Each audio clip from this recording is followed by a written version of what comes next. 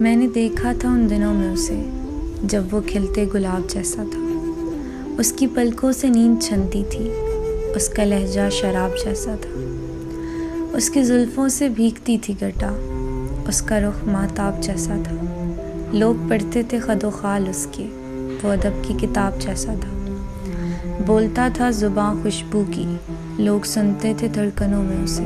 मैंने देखा था उन दिनों में उसे।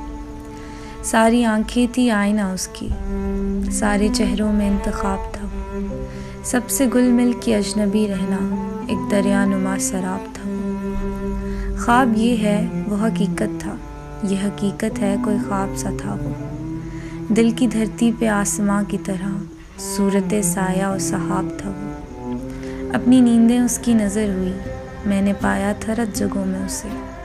मैंने देखा था उन दिनों में उसे, जब वो हंस हंस के बातें करता था, दिल के खैमे में रात करता था। रंग पड़ते थे आंचलों में उसे। मैंने देखा था उन दिनों में उसे। ये मगर देर की कहानी है, ये मगर दूर का फसाना है।